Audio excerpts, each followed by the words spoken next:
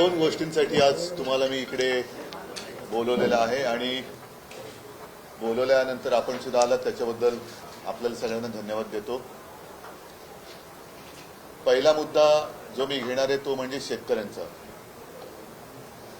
गेले या सीझनमध्ये म्हणजे कालचा खरीपाचा हंगाम तर गेला, आपण सगळ्यांनी त्याच्या बातम्या सर्वांना दाखवल्या। सरकारने एक पॅकेज जाहीर केलं, त्याच्यानंतर आम्ही एक मोर्चा काढला होता छत्रपती संभाजीनगरमध्ये। आजही शेतकऱ्यांची जी मागणी आहे ती तीच आहे की कर्जमुक्ती झाली पाहिजे। आता माझ्या माहितीप्रमाणे अतिवृष्टीनंतर आज का उद्या केंद्राचं पाहणी पथक येणार आहे आणि या पाहणी पथकाचा दौरा जो काही माझ्या निदर्शनास आलेला तो केवळ 2-3 दिवसाचा आहे। 2-3 दिवसामध्ये एवढ्या मोठ्या मराठवाड्याचा दौरा आणि संपूर्ण महाराष्ट्राचा हे केंद्रीय पथक करणार कसा, कुठे नेमकं जाणार आणि त्याच्यानंतर त्यांना नुकसानीचा अंदाज आल्यानंतर ते प्रस्ताव कधी पाठवणार। मुळामध्ये पंतप्रधान जे बोलले होते आपल्या मुख्यमंत्र्यांना की तुम्ही प्रस्ताव पाठवा, मला नाही वाटत अजून राज्य सरकारकडनं कोणताही प्रस्ताव केंद्राकडे गेलेला आहे। हे थोडं आहे म्हणूनच आज सुद्धा जी बातमी आलेली आहे की पीक विम्याच्या नुकसान भरपाई पायी अवघे 2 रुपये आणि काही पैसे हे आपल्या ठाणे पालघर जिल्ह्यातल्या शेतकऱ्याला मिळालेले आहेत। म्हणजे ही थट्टा चाललेली आहे। कर्जमुक्तीसाठी शेतकरी जेव्हा रस्त्यावरती आता उतरला होता त्याला पुढच्या जूनचा वायदा मुख्यमंत्र्यांनी केलेला आहे आणि त्यावेळेला मी काही प्रश्न उपस्थित केले होते की पुढच्या वर्षी जूनमध्ये जर कर्ज माफ होणार असेल तर तोपर्यंत आतापर्यंत डोक्यावरती असलेल्या कर्जाचा जो डोंगर आहे त्याचे हप्ते शेतकऱ्यांनी भरायचे की नाही भरायचे।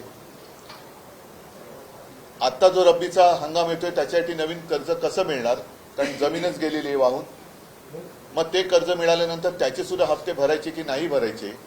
आणि सगळ्यात महत्त्वाचा प्रश्न म्हणजे जे एक अतर्क असं विधान मुख्यमंत्र्यांनी केलेलं आहे की बँकांचा फायदा होईल कर्जमाफी केली तर, म्हणून आम्ही कर्जमाफी करत नाही आहोत। मग आत्ता जर का कर्जमाफी केली तर बँकांचा फायदा होणार आणि जूनमध्ये केली तर तो फायदा होणार नाही। हे कोणतं कसं काय गणित, कारण त्यांचं अर्थशास्त्र हे चांगलं आहे असं त्यांना वाटतं, तर त्यांनी त्याचा एक खुलासा केला पाहिजे। माझं तर स्पष्ट मत आहे, मी मुख्यमंत्री झाल्यानंतर माझं पहिलं अधिवेशन हिवाळी अधिवेशन आणि एकच अधिवेशन मी मुख्यमंत्री म्हणून झालं होतं नागपूरला। कोणताही अभ्यास न करता, कोणी मागणी न करता मी माझ्या राज्यातल्या शेतकऱ्याला 2 लाखापर्यंतचं पीक कर्ज हे माफ केलं होतं, मुक्त केलं होतं। आता ती सिस्टीम लागलेली आहे, ती माहिती गोळा झालेली आहे, डेटा सगळा तसाच आहे। मग जी योजना आम्ही यशस्वीपणाने अंमलात आणून दाखवली होती ती संपूर्ण सिस्टीम तशी आहे, डेटा तसाच आहे। तर त्याच महात्मा फुले कर्जमुक्ती योजनेचा दुसरा टप्पा सरकारने आता जाहीर का करू नये? आता जाहीर करू शकतं ते, कारण सगळं त्यांच्याकडे माहिती आहे, आम्ही कसं केलं काय केलं हे सगळं माहिती आहे। शेतकरी आजही मी कुठे गेलो तरी सांगतो की साहेब तुम्ही आमची कर्जमुक्ती केली, कर्जमाफी केली, या सरकारला करायला लावा। म्हणजे आम्ही केलं होतं हे आता लोकांनी मान्य केलेलं आहे आणि कोणाला विचारलं तर लोक सांगतात की तुम्ही केली होती। तर तो सगळं पूर्ण यंत्रणा तिकडे आहे, डेटा आहे, त्याच्यात आणखीन काही सुधारणा असेल तर ती करा, पण डेटा आहे। आम्ही कोणती अट शर्ती बिरती अभ्यास कोणती परदेशी समिती आमच्याकडे नव्हती, सगळं स्वदेशी होतं आणि शेतकऱ्याशी आम्ही प्रामाणिकपणाने कर्जमुक्ती करून तसे वागलो। तसंच हे सरकार आता का वागत नाही? मी तर 5 तारखेपासून मराठवाड्यामध्ये संवाद दौऱ्यावरती जाणार आहे। इथे माझ्या कोणत्याही जाहीर सभा नसतील, शेतकऱ्यांशी मी थेट संवाद करणार आहे। जे पोकळ आश्वासन मुख्यमंत्र्यांनी दिलं होतं की दिवाळीपर्यंत, दिवाळीच्या आत काही पैसे शेतकऱ्याला मिळतील, काही पैसे त्यांनी काही हजार कोटी इथून तिजोरीतून रिलीज केलेत असं म्हणतात, तर मी शेतकऱ्यांना जाऊन विचारणार आहे। मिळाले असतील तर आनंद आहे, नुसतं काहीतरी आग पाखड करायची किंवा टीका करायला म्हणून मी जाणार नाहीये, पण ते मिळाले पाहिजेत। त्याच्यात महत्त्वाचा मुद्दा असा आहे की आज शेतकऱ्याला बाकी मदतीची अपेक्षा किंवा गरज आहेच, पण त्याच्या आधी ज्यांची जी खरडून गेलेली जमीन आहे ती जमीन पूर्ववत करण्यासाठी शेतकरी सांगतोय पहिले मला माती द्या, पहिली माती द्या। ती मातीच जर का अजून मिळाली नसेल तर तुम्ही पुढच्या गोष्टी कशा करणार? आणि दर हेक्टरी 50,000 रुपये हे शेतकऱ्याची मागणी आहे.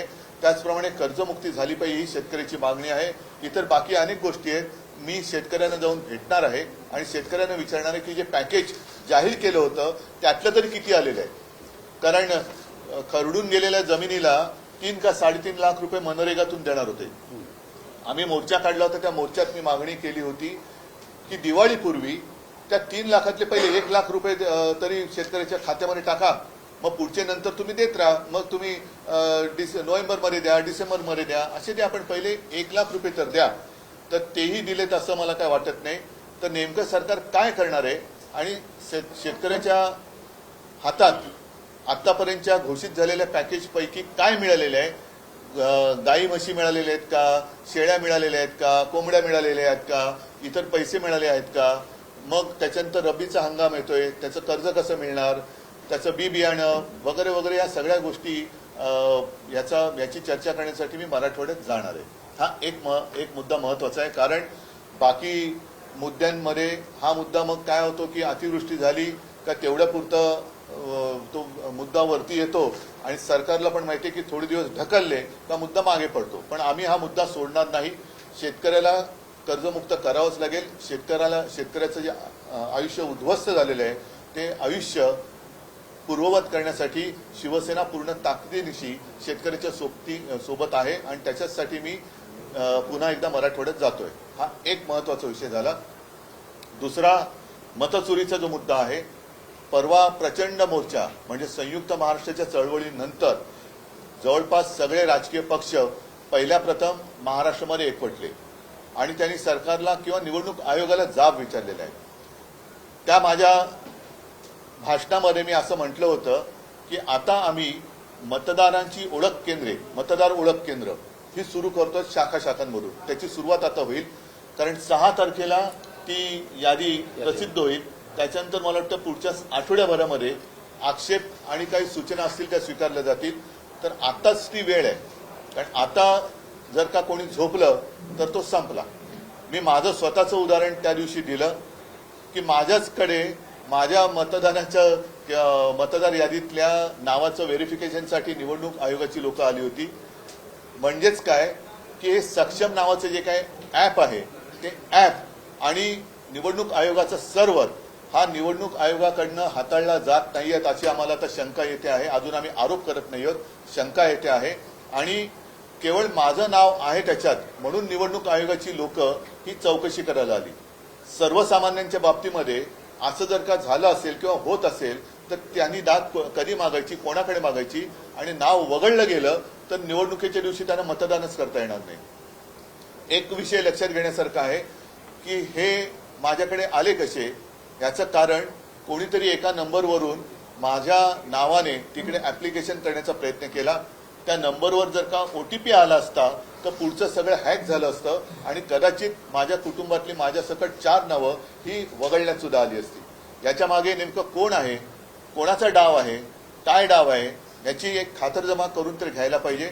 आणि म्हणून जसे आम्ही सगळे राजकीय पक्ष, सत्ताधारी सोडून द्या पण बाकीचे राजकीय पक्ष एकवटलेले आहेत, आम्ही आमच्या शाखांमधनं मतदारांच्या सोयीसाठी ही केंद्र उघडतो आहोत.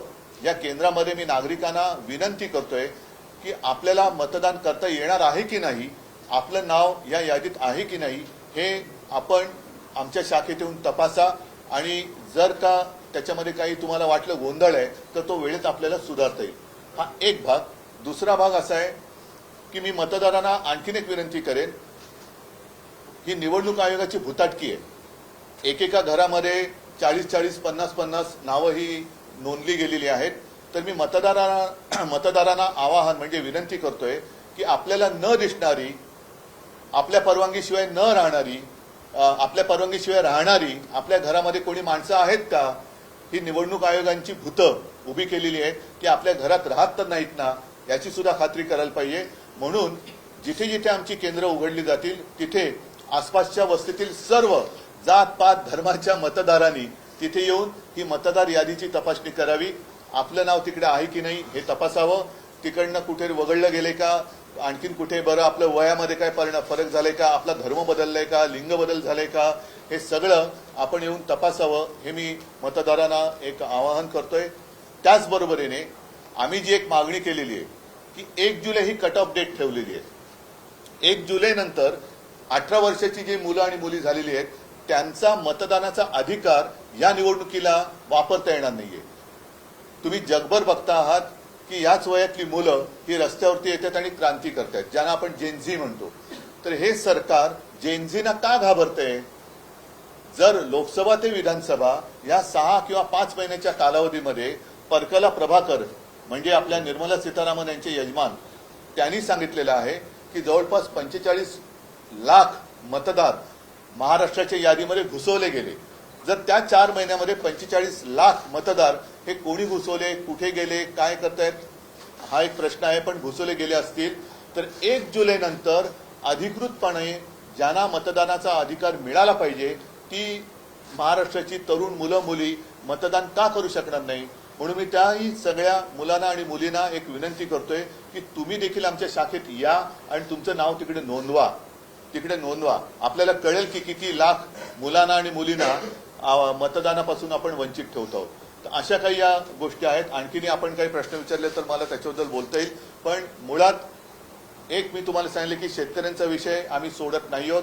आणि दुसरी गोष्ट मतचोरीचा विषय तर आम्ही सोडणार नाही. आम्ही परत एकदा सांगतो की निवडणूक आयुक्त जे आहेत त्यांना सुद्धा एक पत्र दिलेलं आहे की एवढा सगळा गडबड घोटाळा हा बाहेर आल्यानंतर आपण राज्य निवडणूक आयोगाला सुधारित यादी मतदाराची होत नाही तोपर्यंत स्थानिक स्वराज्य संस्थांच्या निवडणुका घेऊ नयेत अशी आमची मागणी आहे. आम्ही निवडणुका घेऊ नका असं म्हणत नाही, पण निवडणुका घेताना सदोष मतदार यादीवरती ही निवडणूक होता कामा नये. ही निवडणूक आयोगाची करप्ट प्रॅक्टिस आहे. जसं आम्हाला ते सांगतात करप्ट प्रॅक्टिस, तसं निवडणूक आयोगाची करप्ट प्रॅक्टिस आहे. आणि ते कोणाची नोकरी करतायत हे आता हळूहळू उघड होत चाललेलं आहे. कर्जमाफीचा मुद्दा हा निवडणुकांमध्ये येऊ नये म्हणूनच बच्चूकडून आंदोलन हे केलं गेलं का? आणि त्यानंतर मला त्याच्याबद्दल काही बोलायचं नाहीये. मला शेतकऱ्यांचा विषय आहे.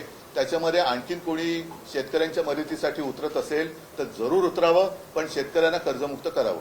शेतकऱ्यांचे पंचनामे करणारेच अधिकारी जे आहेत ते शेतकऱ्यांकडून पैसे मागताना असे ऑडिओ क्लिप्स व्हायरल होताना पाहायला मिळतात.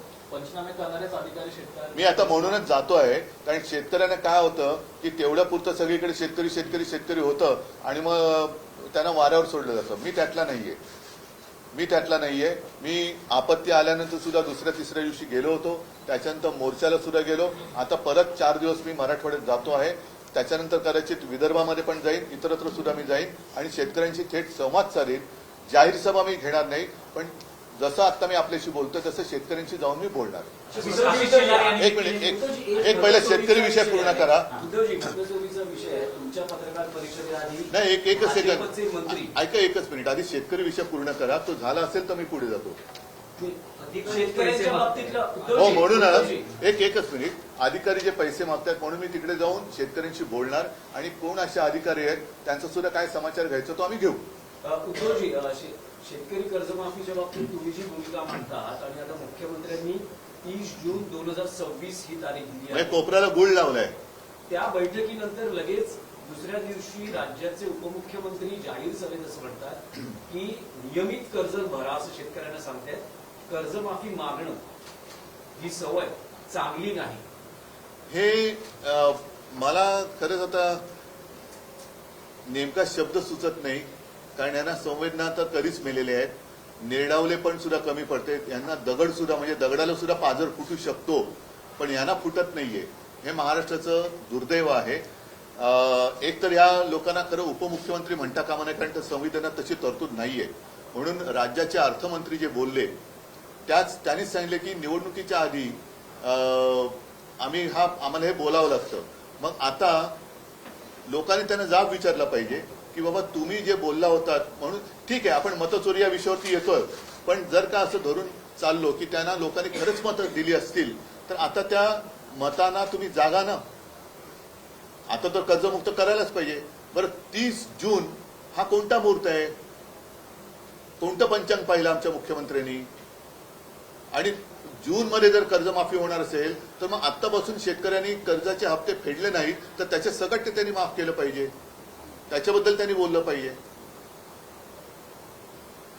हा एक विषय होता मतचोरी संदर्भात तुम्ही हा, आशिष शेलार यांची आता तुमच्या पत्रकार परिषदेआधी पत्रकार परिषद झाली, त्यात त्यांनी थेट तुमच्यावर आणि राज ठाकरेंवर आरोप केलेले आहेत की मतचोरी संदर्भात मांडत असलेली भूमिका ठाकरे बंधूंची दुटप्पी आहे, ती फक्त हिंदू आणि दलित त्याला क्रिकेटचं असल्यामुळे टप्पे कळत असतील बहुतेक, पण त्याने फुलटॉस दिलाय. तुम्ही बोला. येस, त्यांचं असं म्हणणं आहे की फक्त हिंदू आणि दलित दुबार मतदार दाखवले जात आहेत, मुस्लिम मतदार जे दुबार आहेत तिबार आहेत त्याबद्दल ठाकरे बंधू का बोलत नाहीत. आणि दुसरं त्यांचं असं म्हणणं आहे की लोकसभा निवडणुकीच्या प्रक्रियेत सुद्धा तुम्ही याच मतांवर निवडून आलेला आहात, विधानसभेत सुद्धा त्याच मतांवर निवडून आलेला आहात आणि हा सगळा गोंधळ लोकसभेपासून झालेला आहे. मला आशिष शेलार, मी खरं त्यांच्यावरती कधी बोलत नाही, पण आज मी त्यांचं जाहीर अभिनंदन करतोय, कारण त्यांनी नकळत देवेंद्र फडणवीसांना पप्पू ठरवलेलं आहे.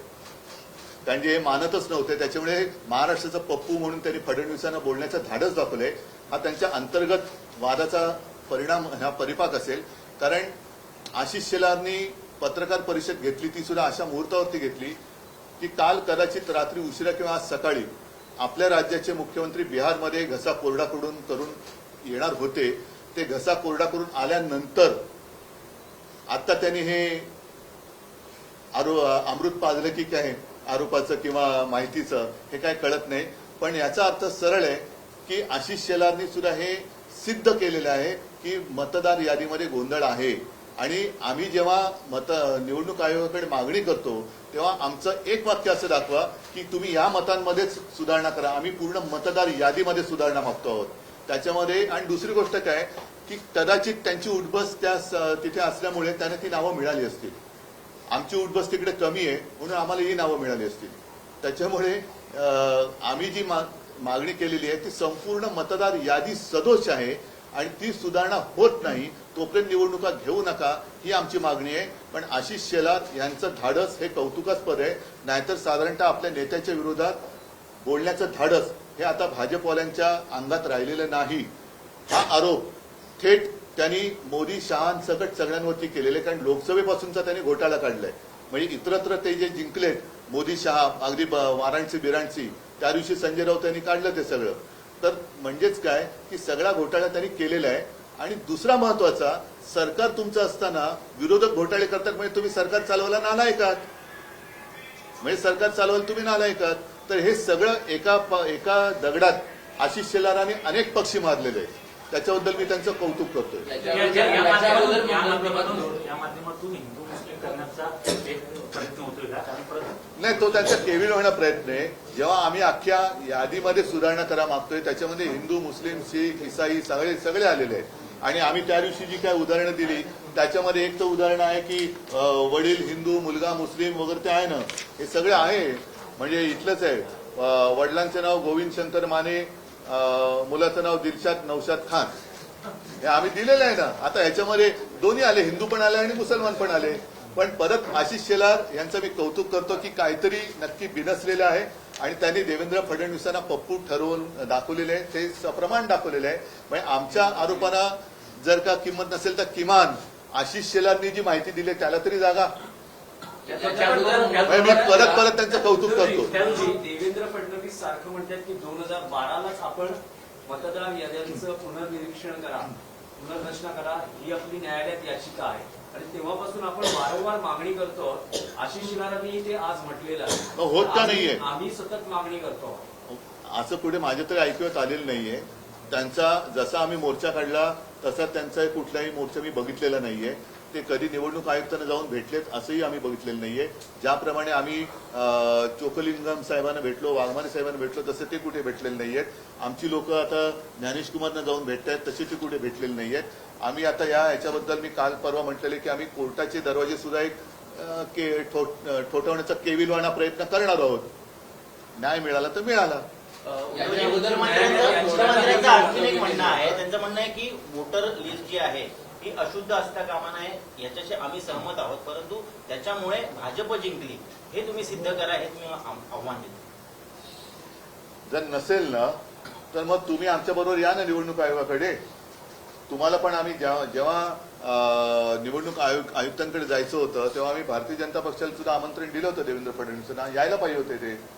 जेव्हा बाकीचे सगळे एक येतात आणि एक व्यक्ती येत नाही, याचा अर्थ असा लावला तर गैर काय की मग फायदा तुम्ही घेतलात. आमच्यासोबत त्यांनी यायला पाहिजे होतं. जर ते एवढे वर्ष मागणी करतायत तर त्या दिवशी त्यांच्याकडनं कोणतरी यायला पाहिजे होतं. आता त्याच मुद्द्यावरून बुलढाण्याचे आमदार संजय गायकवाड शिंदे गटाचे आहेत, त्यांनी देखील म्हटले की निवडणूक आयोगाला लाज वाटली पाहिजे अशा प्रकारची दुकान. बघा थोडक्यामध्ये काय की आता जो मुद्दा आम्ही उचलला मतचोरीचा आणि तो आज पुराव्यानिशी तुमच्यासमोर आणला, जनतेसमोर आणला. आता पहिला मुद्दा परत मी सांगतो की सर्व नागरिकांनी जाग आता आलेली आहे, आता झोपता कामा नये. कारण आपल्याला सरकार निवडण्याचा अधिकार आहे. आता सरकार मतदार निवडायला लागलेलं आहे, हे घातक आहे. म्हणजे जसं टांझानियामध्ये 98% म्हणजे 98% मतं हे तिथल्या अध्यक्षाने मिळाली आणि 2% जी जनता रस्त्यावर उतरली ती केवढ्या मोठ्या संख्येने उतरली. म्हणजे काहीतरी टक्केवारीत गफलत आहे. तुम्ही न्यायालयीन लढाई लढणार आहात, कारण आम्ही एक केविलवाणा प्रयत्न करणार आहोत. म्हणजे आम्ही कुठेही कायदा हातात घेतला वगैरे वगैरे वगैरे, कारण हे परत मग शहरी नक्षलवाद, आता हे दुबार मतदार यादी किंवा सदोष मतदार यादीवरती जे निवडणूक लागतायत हे खरे नक्षलवादी आहेत. कारण ही उघड उघड मतचोरी आहे. जे मतचोरी करून निवडणूक लढतायत आणि जिंकण्याचा प्रयत्न करतात ते नक्षलवादी आहेत. सर्व पक्ष मिळून तुम्ही हा निर्णय घेतलाय. कारण हो, महाविकास आघाडी म्हणून आम्ही निर्णय आणि सगळेच म्हणजे त्याच्यामध्ये राज पण आहेत, बाकीचे आहेत, शेका पक्ष, कम्युनिस्ट त्या दिवशी मोर्चात जेवढे सगळे होते त्या सगळ्यांनी. आणि आम्हाला असं वाटतं की जर भाजपला पण आता हे पटलं असेल तर भाजपने सुद्धा यावं आमच्या बरोबर कोर्टामध्ये. आम्ही पाठवतो सही करायला का नाही. 6 तारखेला नाही ऐका एक मिनिट, एकदा मला स्पष्ट करू द्या. आम्ही कोर्टात जे जातो आहोत त्याच्यात आता हे आशिष शेलारनी पुराव्यानिशी दिलेलं आहे. म्हणजे आशिष शेलारनी देवेंद्रांची तर वाजवलीच आहे, ते सोडून द्या. पण त्यांना जर काही पटलं असेल तर त्यांनी सुद्धा आम्ही जे काही कोर्टात जातो त्याच्यामध्ये भाजपाने सुद्धा यावं आमच्याबरोबर कोर्टात. हे माझं त्यांना जाहीर आमंत्रण आहे. मग त्याच्यामध्ये तुम्ही काय हिंदू मुस्लिम आणखीन कोण असतील तुमच्या लेखी ते सगळे काढा. आपण संपूर्ण यादीमध्ये आम्ही सुधारणा मागतो आहोत. उद्धवजी, तुम्ही आणि राज ठाकरे दोघंही एक विधान करतात की बोगस मतदार कोणी दिसला तर त्याला बळवा किंवा थोडवा किंवा मार. तर अशा वेळेस यावेळेस निवडणूक प्रक्रियेत किंवा मतदानाच्या दिवशी मतदान केंद्रावर प्रचंड गोंधळ किंवा कायदा सुव्यवस्थेची परिस्थिती निर्माण होऊ शकते. अभूतपूर्व पण ती नाही झाली म्हणजे ती व्हावी अशी आमची इच्छा नाहीये. म्हणून बोगस मतदारांनी मतदानाला याचं धाडस करूच नये. कारण आता आम्ही नावानिशी आणि पत्त्यानिशी सगळीकडे चेकिंग करतो.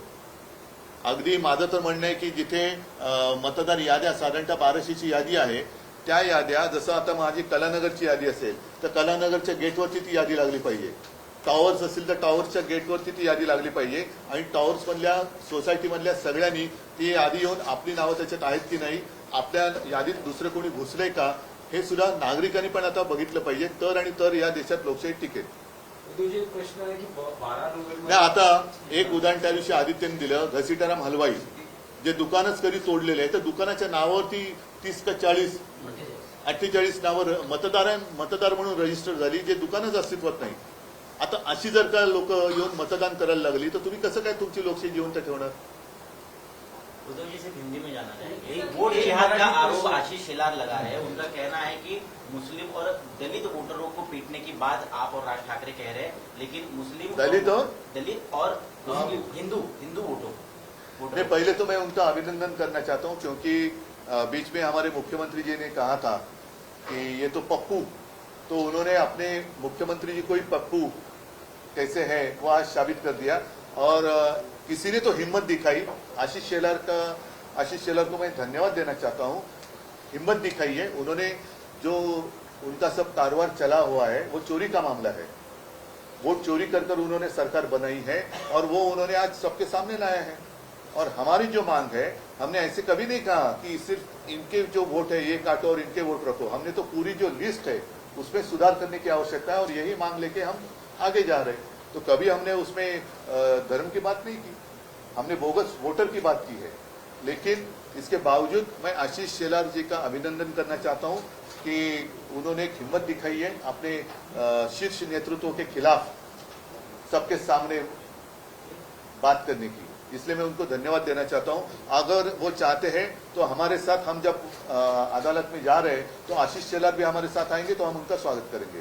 उद्धव जी, अजित पवार जी ने किसानों के मुद्दे पर कहा है कि कर्ज माफी जो है चुनाव के मौसम में की गई थी, लेकिन अब जो है उसे कर्ज माफी की आदत जो है वो ठीक नहीं है किसानों के लिए, और अपना वादा जो चुनावी वादा वो पूरा नहीं ये क्या कहूं मैं उनके लिए, इतनी गंदी सरकार, गिरी हुई सरकार मैंने देखी नहीं थी। एक तो झूठ बोला उस वक्त, अब वोट चोरी का भी मामला सामने आया है। ये चोरी करके उन्होंने सरकार बनाई है, और लोगों को जो कहा गया था कि हम आने के बाद हम कर्जा मुक्ति करेंगे, मुख्यमंत्री जो आज के मुख्यमंत्री है उनका बयान है सबके सामने, आप ही के माध्यम से हमने देखा है। तो उन्होंने कर्जा जो काश्तकार है उनकी कर्जा मुक्ति वो तो होनी ही चाहिए, और इसलिए मैं स्वयं जा रहा हूं आने वाले 5 तारीख से लेकर 8 तारीख तक कि जो भी पैकेज सरकार ने डिक्लेयर किया था उनमें से कितना लाभ प्रत्यक्ष रूप में हमारे जो काश्तकार है उनको हुआ है। तो आज शनिवार को जो आंदोलन हुआ, उस आंदोलन में कांग्रेस के प्रदेश के मुखिया, शनिवार को जो आंदोलन हुआ उसमें कांग्रेस के प्रदेश के मुखिया हो या तो मुंबई अध्यक्ष वर्षा गायकवाड़ वो शामिल नहीं हुए। अब सत्ताधारी कह रहे हैं कि कांग्रेस दिल से नहीं चाहता कि मन से आपके साथ और एमबीए में आए। इसलिए मैं फिर से आशीष शेलार का अभिनंदन करना चाहता हूं, क्योंकि एक तो कोई हिम्मत वाला है जो अपने नेतृत्व के खिलाफ बातें कर रहा है, तो उन्होंने अपने अंदरूनी जो बात है उसके ऊपर ध्यान देना चाहिए कि ऐसे लोग ज्यादा देर तक आप उनको दबा नहीं सकते। एक परिसीमा होती है, अन्याय की भी परिसीमा होती है, तो शायद शेलार जी के ऊपर बहुत सारा अन्याय हुआ है इसलिए वो बोल रहे हैं, और उन्होंने देवेंद्र जी को ही पप्पू ठहरा है, तो उसके लिए उनको मैं धन्यवाद देता हूँ। उद्धव जी, एक मराठी तो आप पूरे महाराष्ट्र में पप्पू कौन है वो आशीष शेलार ने बताया। उद्धव जी, एक मराठी प्रश्न की 12 तारखेला पुन्हा सुप्रीम कोर्टात चिन्ह आणि पक्ष कोणाचं याबद्दल सुनावणी आहे, त्याआधी राज्यातले भाजपचे चंद्रकांत पाटील, नाही, पण एक गोष्ट आणखीन एक, वारंवार म्हणतात- नाही एकच सेकंद, एकच- नाही एक मला पूर्ण करू द्या, की मला एक गोष्ट कळत नाही की आम्ही जे म्हणतोय की निवडणूक आयोग हा भाजपचा नोकर आहे, कारण आम्ही निवडणूक आयोगाला जे प्रश्न विचारतोय त्याचं उत्तर त्यांचे मालक का देत आहेत? नाही, त्यावर त्यांनी स्पष्टता केली आहे। आशिष शेलार म्हणतात की मी निवडणूक प्रतिनिधी म्हणून नाही बोलत आहे, पण जे मुद्दे उपस्थित हो, पण आम्ही केले त्यांना आहेत- दिलेत ना, हे त्यांनी मग निवडणूक आयोगाने आम्हाला सांगायला पाहिजे, तुम्ही का बोलताय?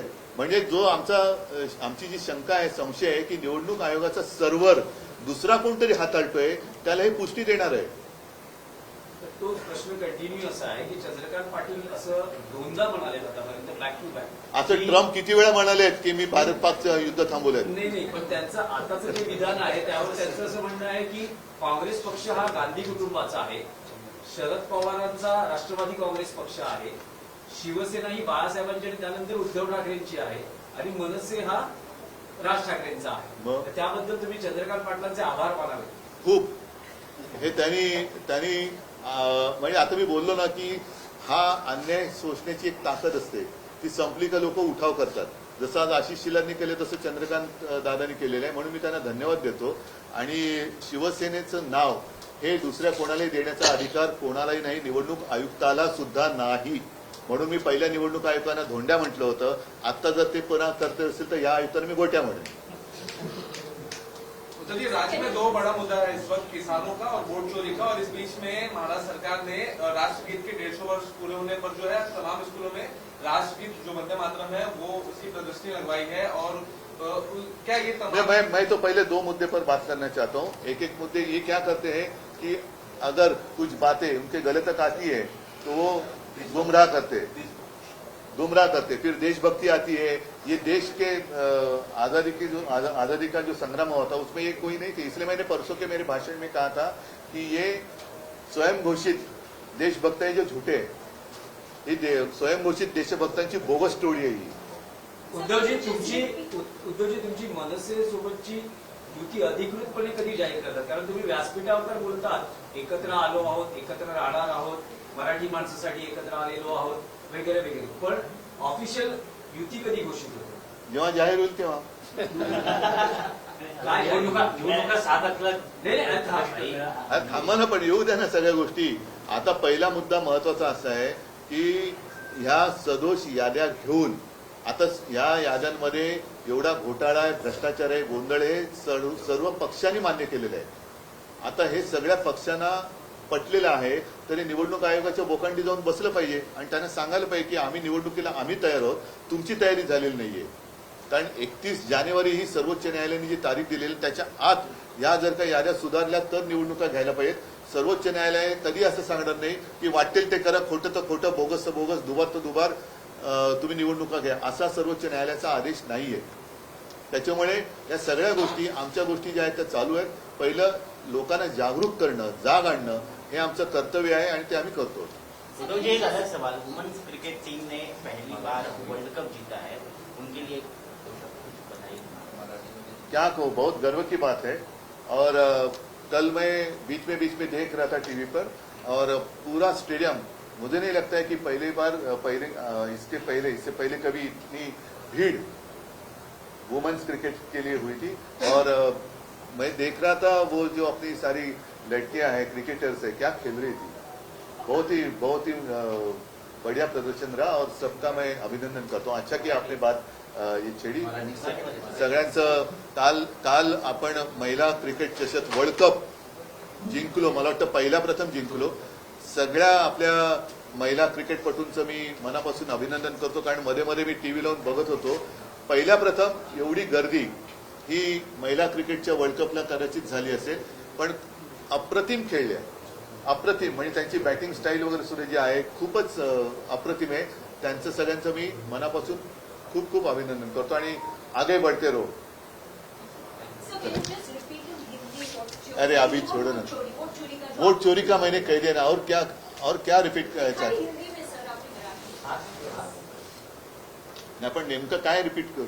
Sir, what are you doing, जो आप सेंटर सेटअप करने वाले, केंद्र सेटअप करने वाले, उसके बारे में. अच्छा, हाँ, जैसे मैंने परसों मोर्चा के सामने बात कही कि मैंने हमारे जितनी शिवसेना की शाखाएं हैं सारे लोगों को मैंने निर्देश दिए हैं कि हम अपने इलाके में रहने वाले जो मतदाता है उनकी सहायता के लिए एक केंद्र शुरू करें, जिसमें मैं सबके लिए आह्वान यानी विनती करता हूं. मतदाता है, आप जाकर वहां खुद भी देख सकते हैं, हमारे लोग भी आपके घर में आएंगे. और 2 चीजें हैं, आने वाले चुनाव में आपका नाम मतदार सूची में है या नहीं है, आप स्वयं चेक करें. और दूसरी बात है, जो अहम बात है, कि आपकी इजाजत के बिना आपको दिखाई देने वाले नहीं है ऐसे कुछ चुनाव आयोग के, ज्यादा अपन भुताटकी म्हणतो, ऐसे कुछ लोग आपके घर में रहे तो नहीं रहे ना, ये भी देखें. और खास कर 1 जुलाई के बाद जो हमारे युवा है, युवती भी है, युवा भी है, 18 साल की उनकी उम्र हुई है, उनको तो मतदान करने का अधिकार मिलना ही चाहिए. तो ऐसे सारे लड़के और लड़कियां आकर हमारे शाखा में उनका नाम रजिस्टर करें. ठीक है सर, धन्यवाद.